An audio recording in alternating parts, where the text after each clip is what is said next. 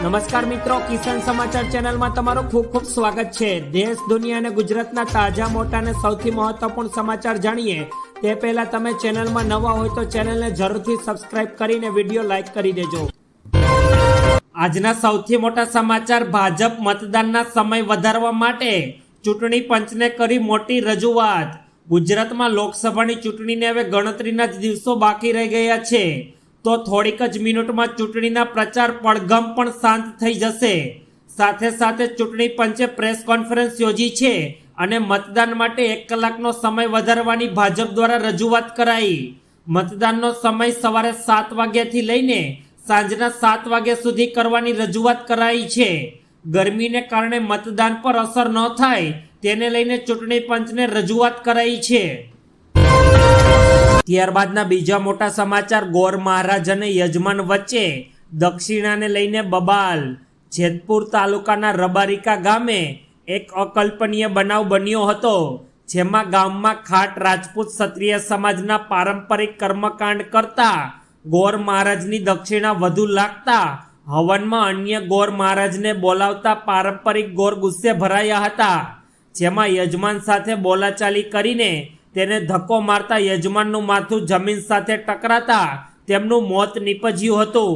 તેમજ પોલીસે ગુનો દાખલ કરીને ગોર મહારાજની ધરપકડ કરી છે। ત્યારબાદના ખૂબ જ ઉપયોગીપૂર્ણ સમાચાર, રાજ્યમાં ગરમીનો પ્રકોપ યથાવત, અસહ્ય ગરમીનું એલર્ટ જાહેર। રાજ્યમાં ગરમીનો પ્રકોપ યથાવત જોવા મળ્યો છે, જેમાં રાજ્યમાં તાપમાન 43 ડિગ્રીને પાર પહોંચ્યું છે। તેમાં અમરેલીમાં સૌથી વધુ તાપમાન 43 ડિગ્રી રહ્યું, જ્યારે 4 શહેરોમાં તાપમાન 41 ડિગ્રીને પણ વટાવી ગયું છે। તેમાં સુરેન્દ્રનગરમાં 41 ડિગ્રી, જ્યારે વડોદરામાં 41.2 ડિગ્રી અને ભાવનગરમાં 41.5 ડિગ્રી તાપમાન જોવા મળ્યું છે। આવતીકાલથી રાજ્યના તાપમાન વધવાની હવામાન વિભાગ દ્વારા આગાહી કરવામાં આવી છે।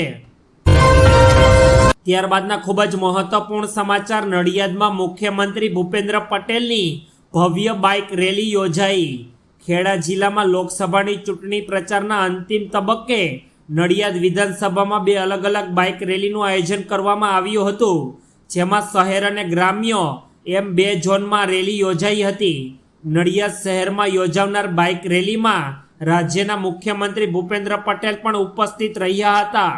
આ બાઇક રેલી સવારે 9 કલાકે નડિયાદ વિધાનસભા ચૂંટણી મધ્યસ્થ કાર્યાલયથી વિવેક રોડ નડિયાદ મુકામે નીકળી હતી, જેમાં મોટી સંખ્યામાં કાર્યકર્તાઓ અને નેતાઓ જોડાયા હતા। ત્યારબાદના ખૂબ જ મહત્વપૂર્ણ સમાચાર, હિન્દુ નેતાની હત્યા કરનાર મૌલવી ઝડપાયો। મૌલવીની ધરપકડ મુદ્દે ભાજપ અને કોંગ્રેસ આમને સામને આવી ગઈ છે, જેમાં કોંગ્રેસના સુપ્રિયાએ જણાવ્યું છે કે સરકાર અને પોલીસ તમારી છે તો તપાસ કરો, આક્ષેપ કરવાને બદલે તથ્યોને આધારે તપાસ કરો। બીજેપી ચૂંટણીમાં પાકિસ્તાન ન લાવે તો ચૂંટણી અધૂરી રહે છે। દરેક ચૂંટણીમાં બીજેપીને પાકિસ્તાન યાદ આવી જાય છે, ત્યારે કોંગ્રેસ મત માટે મૌલવીને બચાવ કરે છે, તેમ હર્ષ સંઘવીએ જણાવ્યું હતું। મૌલવી યુવાનોને દેશ વિરોધી કાર્ય માટે પ્રેરણા આપતો હતો। ત્યારબાદના ખૂબ જ અગત્યપૂર્ણ સમાચાર, સુરતમાં ઠેર ઠેર લાગ્યા ચાલો રાજકોટના બેનર્સ। સુરતમાં ઠેર ઠેર ચાલો રાજકોટના બેનર્સ લગાવવામાં આવ્યા છે, જેમાં સૌરાષ્ટ્રવાસી વિસ્તારોમાં અલગ અલગ જગ્યાઓએ બેનરો લગાવાયા। તેમાં 50 થી 60 જગ્યાઓએ ચાલો મતદાન કરવાના બેનર્સ લગાવ્યા। તેમાં સૌરાષ્ટ્રમાં શાંતિ અને સુરક્ષા માટે મતદાન કરવા માટે અપીલ કરવામાં આવી છે। સુરતના યોગી ચોક, વરાછા રોડ અને હીરાબાગમાં બેનરો લગાવાયા, તેમજ મોટા વરાછા, સરદાર ચોક અને કતાર ગામમાં પણ આ પ્રકારના બેનરો લગાવવામાં આવ્યા છે।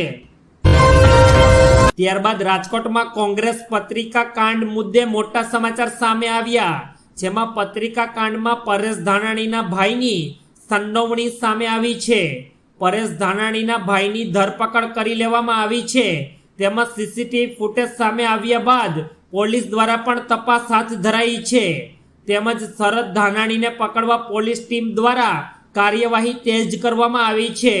આ અગાઉ કોંગ્રેસ કાર્યકર યુવાનોની પણ ધરપકડ કરાઈ। લેવા પટેલ સંદર્ભે પત્રિકા કાંડ મામલે કોંગ્રેસ ઉમેદવાર પરેશ ધાનાણીના નાના ભાઈની ધરપકડ કરી લેવામાં આવી છે।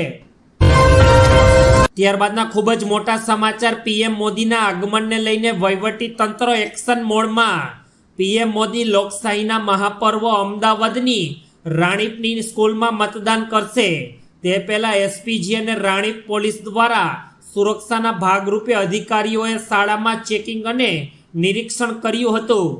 રાણીપના મતદાન બૂથ પર બેરિકેડ લગાવી દેવામાં આવ્યા અને પોલીસ બંદોબસ્ત પણ ગોઠવી દેવામાં આવ્યો. પીએમ મોદી 7 તારીખે સવારે 7:30 કલાકે રાણીપમાં મતદાન કરશે તથા સિલજ ગામમાં મુખ્યમંત્રી ભૂપેન્દ્ર પટેલ અને પૂર્વ મુખ્યમંત્રી આનંદીબેન પટેલ મતદાન કરશે. ત્યારબાદના અગત્યપૂર્ણ સમાચાર વાઘોડિયા વિધાનસભાના ઉમેદવાર ધર્મેન્દ્રસિંહની શીખ અગ્રણીઓ સાથે મુલાકાત.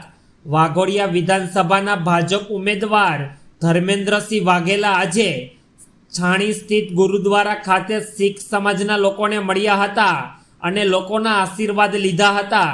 ગુરુદ્વારામાં દર્શન બાદ ધર્મેન્દ્રસિંહ વાઘેલાએ શીખ અગ્રણીઓ સાથે મુલાકાત કરી હતી અને વાઘોડિયા વિધાનસભા તેમજ ગુજરાત લોકસભાની ચૂંટણી માટે ભાજપને મત આપવા માટે અપીલ કરી હતી. ત્યારબાદ ગુજરાતમાં સિંહોની સુરક્ષાને લઈને ગંભીર સવાલો ઉઠ્યા.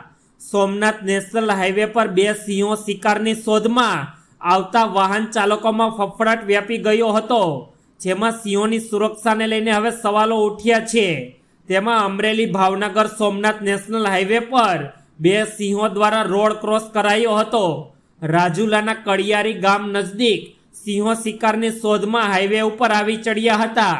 સિંહોની સુરક્ષાને લઈને સવાલો ઉઠ્યા છે અને સિંહો પર જોખમો પણ વધ્યું છે. ભૂતકાળમાં અનેક સાવજો વાહનના અકસ્માતની ભેળમાં આવતા જીવ ગુમાવ્યા છે. અગત્યપૂર્ણ સમાચાર ભર ઉનાળે હજારો લીટર પાણીનો બગાડ. સરકારના સિંચાઈ વિભાગ દ્વારા ખેડૂતોને સિંચાઈનું અને આમ જનતાને પીવાનું પાણી મળી રહે તે માટે નદીઓ પર ડેમ બાંધવામાં આવે છે અને ડેમમાંથી કેનાલો દ્વારા ખેડૂતોને સિંચાઈ માટે જરૂરત મુજબનું પાણી અપાય છે. ત્યારે કેનાલો મજબૂત ના હોય તો તૂટી પણ જતી હોય છે અને પાણીનો વ્યય થાય છે, તેમજ ખેતરોને પણ પાકને નુકસાન થાય છે. ત્યારે માલપુરના વાત્રક ડેમની જમણા કાંઠાની કેનાલમાં મસ્ત મોટું ગાબડું પડ્યું હતું.